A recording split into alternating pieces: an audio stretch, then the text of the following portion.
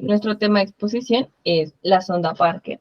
Eh, este grupo está conformado por Andrés Felipe Segura y yo, Jessica. El contenido de esta exposición lo basamos en 7 puntos, comenzando con las introducciones a las misiones solares, la historia de Eugene Parker, las misiones solares, la misión de 2009, el diseño de la sonda, la especificación de cómo se orbita y los datos obtenidos. El interés más que todo de las misiones solares viene de prever otro evento Carrington, también el estudio del efecto de la sonda Parker, de la zona Parker, perdón, y la naturaleza del Sol. El evento Carrington es un evento que nombraba que pasó en 1958, en donde las redes eléctricas fueron afectadas, especialmente se cortaron las redes de los telégrafos. Esto posiblemente fue un suceso como sin precedentes, y esto se debió a que desde el Sol se hizo una masiva eyección coronal, lo cual llegó a afectar al campo magnético de la Tierra y por consiguiente afectar las redes eléctricas. El efecto de la zona Parker es escrito por Eugene Parker en un artículo publicado en 1958 titulado Dinámicas de los gases interplanetarios y los campos magnéticos. Y otra parte de las misiones solares, como he dicho antes, es la naturaleza en donde se consigue investigar sobre la actividad solar, sobre la energía y su radiación y sobre la composición y su estructura. Bien. Como he dicho anteriormente, Eugene Parker, al que le dé el nombre de la sonda, fue un astrofísico teórico en donde sus principales teoremas fueron los vientos solares, la zona Parker y la astrofísica del plasma. Entonces, anteriormente se creía que el Sol nada podía escapar, lo único que podía escapar de él era la luz debido a su gravedad. Sin embargo, Eugene Parker en los vientos solares teoriza en donde hay partículas ionizadas que son capaces de escapar de la gravedad del Sol.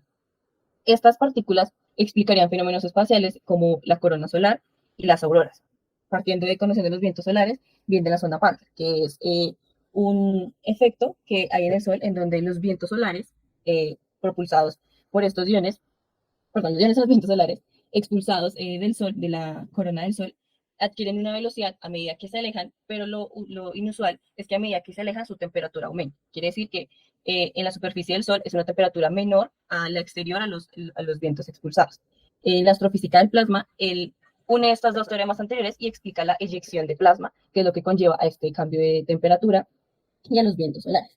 Todos estos teoremas, siguiente, todos estos teoremas ayudan a la creación y planeación de viajes espaciales en sondas, específicamente 6, contando de la que estamos hablando, de las cuales 2 de las 5 primeras, siendo Helio 1 y Helio 2, perdón, usaron la órbita de Mercurio y fueron los 2 únicos capaces en su momento de alcanzar a llegar a una proximidad, ¿cómo decirlo? Una proximidad cercana a la órbita del Sol, siendo Helio 2 la que alcanzó una proximidad mayor entre sus anteriores de 43.4 millones. Y se espera de la sonda de la que estamos hablando que alcance una proximidad de 6.2 millones de kilómetros. En esta, pues vamos a explicar un poquito más, cómo profundizar más en lo que hablamos de la zona Parker, este efecto, pues está en el Sol. Aquí en la gráfica se alcanza a ver, pues como en la fotosfera y la cronosfera, que son las capas, pues la fotosfera, la superficie, y la cronosfera, pues sería como su atmósfera, por así decirlo, si lo ponemos a la Tierra, y en la corona, pues vemos como este aumento sustancial de la temperatura, ¿no? De saltar de 100.000 grados centígrados a 1.000.000 casi grados centígrados, pues es un salto muy grande, debido al efecto como me explicaba, de cómo el campo magnético se configura de tal forma que es como una pista para estos iones que cambian su velocidad. En ese cambio de velocidad pues hay un cambio de energía y ese cambio de energía pues se ve reflejado en calor y pues por eso esta zona es más caliente, ¿no? Al interactuar con el campo magnético coronal abierto, que se denomina del Sol, pues los iones del viento solar salen disparados a una velocidad mucho más grande. Pues según esto, pues la sonda del 2009, la NASA desarchiva este proyecto, viendo que la tecnología ya es disponible para poder hacer frente a estos vientos solares, a estas altas temperaturas, y también ya se tenía como los cálculos o la posibilidad del freno orbital en Júpiter y el freno orbital en Venus, que ya más adelante vamos a explicar de qué se trata. La sonda está compuesta por un escudo térmico, que está compuesto por una espuma de carbono, de donde se siente vacío, recubierta por recubierta por grafito, otra compuesto de carbono, entonces unas capas de grafito, sí, y al final esta como superficie de 2 centímetros está recubierta también por una pintura de cerámica blanca, que lo que hace es reflejar la luz del sol antes de que pueda llegar a los aparatos. Entonces, este está compuesto el escudo, también la energía está dada por paneles solares, que son retráctiles mientras se van acercando al sol, y cuando quedan muy cerquita, queda como un panel solar que queda fuera de la sombra, y este está, pues, refrigerado por agua. Entonces, también hay un sistema de refrigeración aparte para los instrumentos que es este, que recubre aquí, y Aparte, las sondas radiales sondas infrarrojas para poder enviar la información a la Tierra y diferentes antenas, también cámaras que permiten la fotografía a tiempo real. Y el aparato creo que es uno de los más importantes de la sonda, que es este medidor, que es el que permite medir la velocidad, los vientos solares a través de él, ¿no? A través de él pasan los iones, los pueden pasar los iones calientes y pues esto requería una tecnología especial.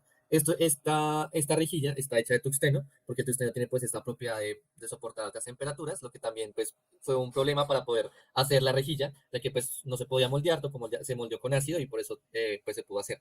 Y también esta sonda está recubierta de un material ultra resistente, que es el novio C123, que también tiene esta propiedad de soportar el calor. Este aparato está recubierto por eso, igual que su cableado. Y el cableado también pues tiene de por sí un aislamiento en zafiros, ¿no? El zafiro también permite este aislamiento total del sol a tan altas temperaturas. Entonces así sería un poco el diseño de la sonda para poder soportar altas temperaturas.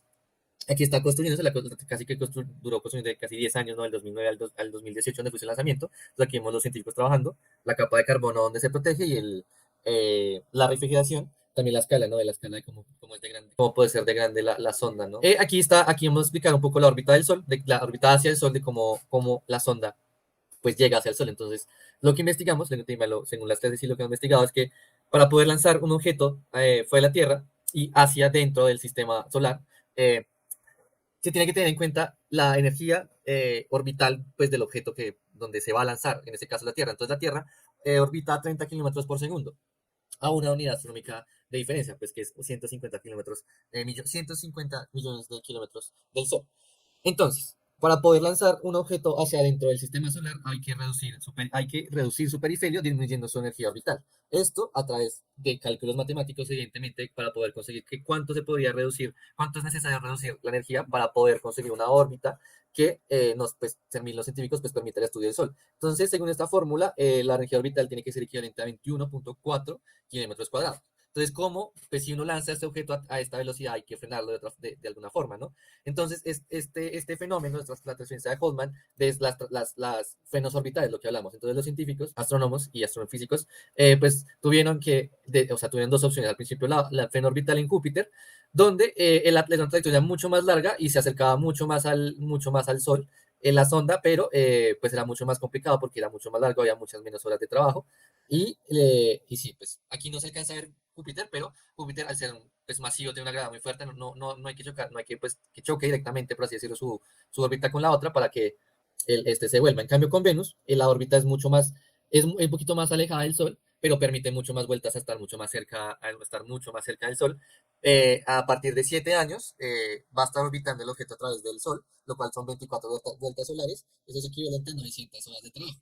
Entonces, ¿cómo funcionan estos frenos? Entonces, pues el satélite va orbitando, es esta órbita amarilla, y se choca, pues, por así se encuentra con la fuerza gravitacional de Venus, y ahí lo va frenando, ¿no? Entonces va corrigiendo su órbita cada vez un poquito más, hasta que pues llega a la órbita deseada, y ya después de sus 7 años, pues ya la gravedad del Sol se lo va a ir comiendo, hasta que pues termine en el Sol, y pues ahí termina su magnífico trabajo, por así decirlo, ahí detectando datos del Sol.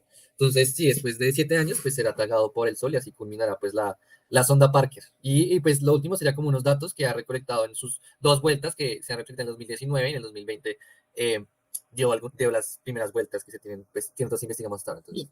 De los datos obtenidos, en especial, no solo he tenido, digamos, datos del Sol, sino también al tocar la órbita de Venus, ha logrado tener datos de Venus. Entonces, debido a la cámara que tiene, una cámara en el espectro visible y una cámara en el espectro infrarrojo, gracias a esa cámara, ha logrado determinar la superficie de Venus, sobre todo la temperatura, con una temperatura incluso en el lado nocturno de 860 grados Fahrenheit.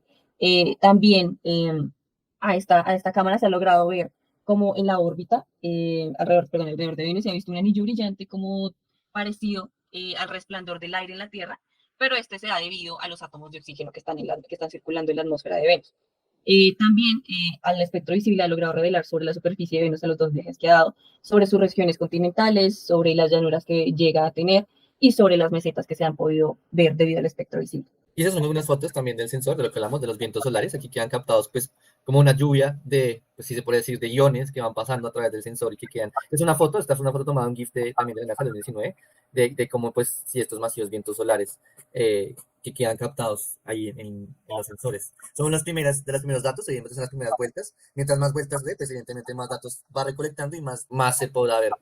Bueno, pues debido obviamente a las pocas vueltas que ha dado, ha recogido pues tanto información de Venus igualmente muy superficial, pero pues también ha recogido por ahora poca información que está a la mano públicamente por la NASA sobre información que ya ha recogido. Entonces, como mi compañero, sí, son iones, se puede lograr a ver como la fuerza con la que son eyectados del Sol, de ahí sale como su colita, se puede llegar a decir, entonces se puede manifestar cómo son expulsados a esa velocidad en el espectro infrarrojo se puede percibir la temperatura que hay. Sin embargo, pues son datos que no, como digo, no están tan sueltos, sino son datos pocamente públicos. De pronto más adelante, digamos, más información sobre cómo funciona esto de la zona Parker, cómo funcionan estos iones, a qué velocidad van específica y más especificidad sobre, digamos, la temperatura y sobre todo este fenómeno que se genera dentro de la superficie y el exterior de las capas del Sol.